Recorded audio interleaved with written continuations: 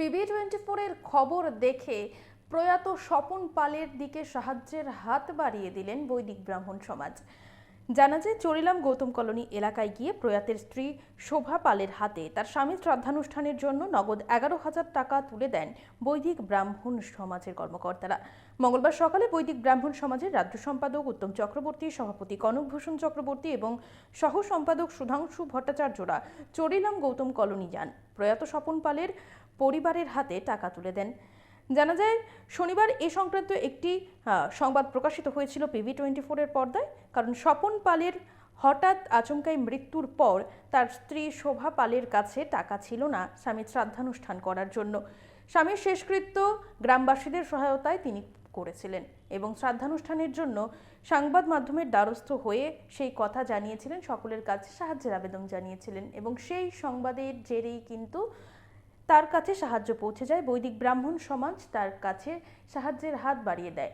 11,000 টাকা শ্রাদ্ধানুষ্ঠানের জন্য স্ত্রী শোভা পালের হাতে তুলে দেওয়া হয় এবং জানা যায়, এই সংবাদ প্রকাশের পর আরও অনেকেই তাদের পাশে দাঁড়িয়েছেন। আমরা শুনবো ঠিক কি জানাচ্ছেন বৈদিক ব্রাহ্মণ সমাজের কর্মকর্তারা। সুদিন PB24-এর মাধ্যমে জানতে পারি, চরিলাম স্থিত পরিমল চৌমুহনীর গৌতম কলোনিতে স্বর্গীয় স্বপন পাল দেহত্যাগ করেন।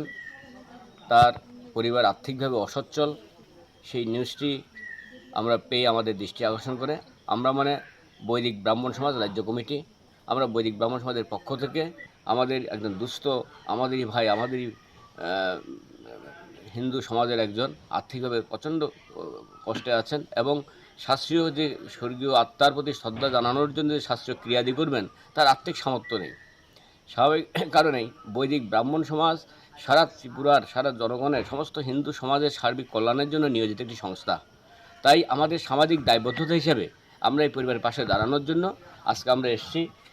ওনার যে স্বর্গীয় স্বপন পাল, ওনার সহধর্মিণী শোভা পালের হাতে আমরা আমাদের সামান্য একটি অর্থ, স্থানীয়ভাবে যারা আমাদের বৈদিক ব্রাহ্মণ সমাজের স্থানীয় যে আমাদের শাখা সমিতি আছে তাদের পক্ষ থেকে সহযোগিতা হাত নিয়ে বেরিয়ে এসেছে।